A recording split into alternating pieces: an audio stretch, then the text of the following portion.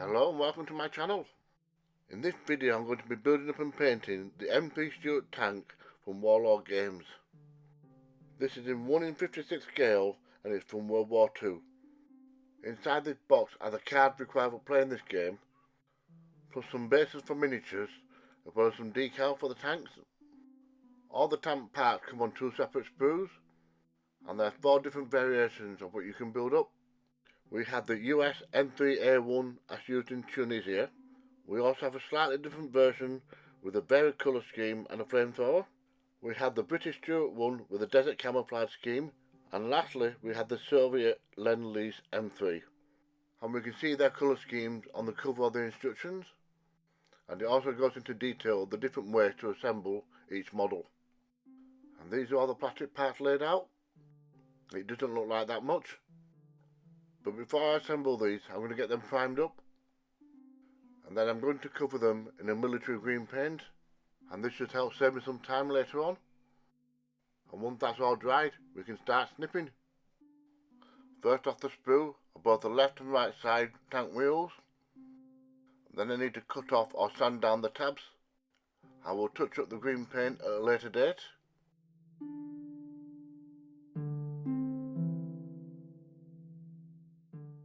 While the tracks are on the sprues, it's a good idea to paint them black. Otherwise these will be a nightmare to paint either in your hand or once they've been attached to the vehicle. Once the paint's dried, they can all be removed. Before they can be assembled, I first have to attach a couple of flywheels. They have tabs on them, so they can only be fit on one way. Each tank track is made out of 6 separate pieces, and this is probably the hardest part of the whole build, because I need to get the tracks to fit with each other as well as around all the wheels.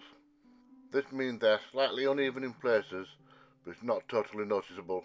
And then those can be glued onto the main body of the tank, so I can move on to assembling some of the other components. For this version of the tank, I need to drill 4 holes on the top, and this is where the extra fuel tanks will be attached later. I need to resort to using tweezers for some of these smaller parts, plus they're hard to get into place without overspilling the glue as well. Next I add on the back plate, which slots on nice and easily.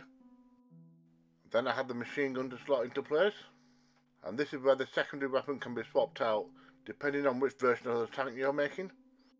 And now both the top and bottom half can be glued together, and this requires a little bit of pressure until the glue could take hold.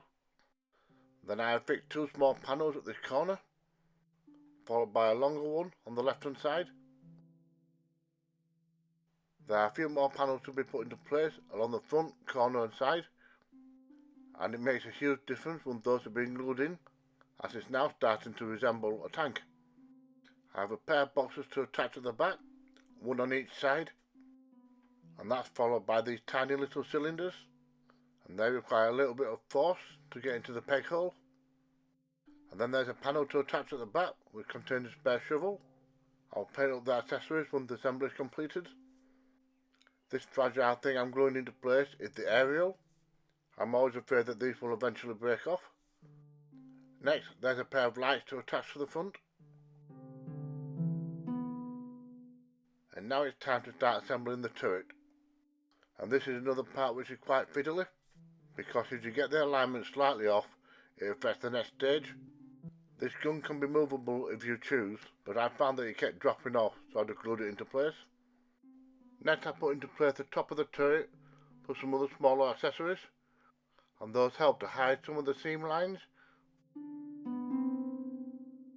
The turret machine gun comes in 4 parts.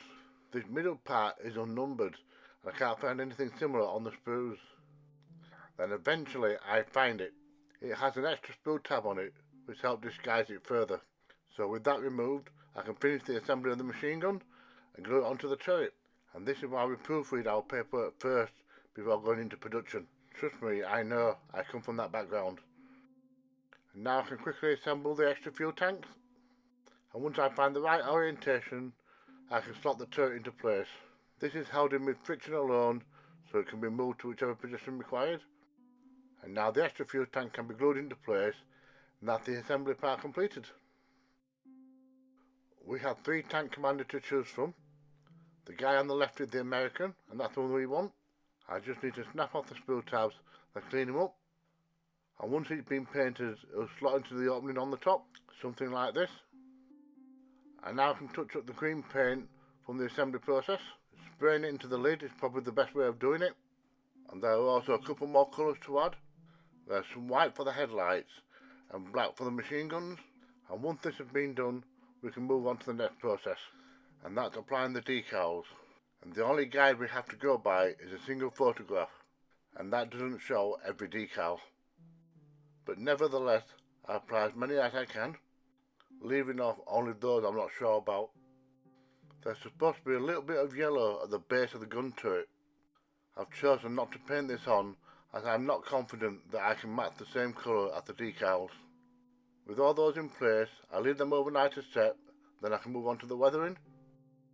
I used a combination of dark brown and a sandy colour, concentrating my efforts mostly on the lower half of the tank, because those areas are in close contact with the ground and therefore gather more dirt.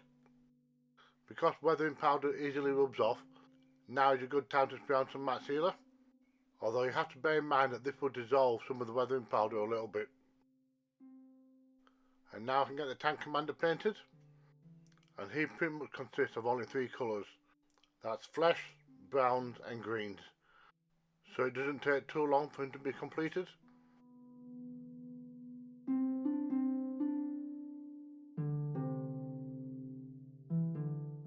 And then he can be slotted into place.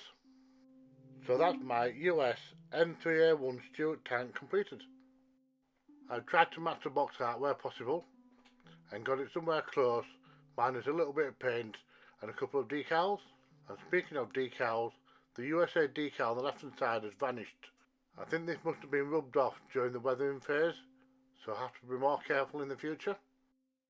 The kit itself fits together pretty well, although the instructions could do with a couple of tweaks. Although I am quite pleased that in one kit you have 4 different variations to choose from.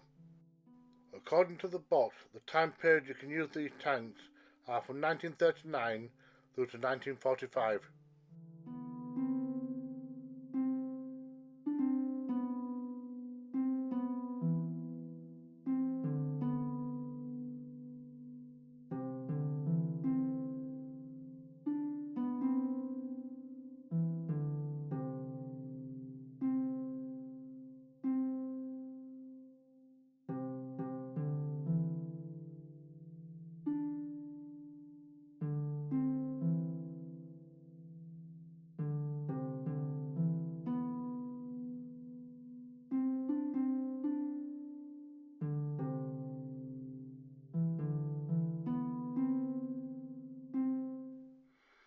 Thank you for watching. Don't forget, if I can do it, so can you.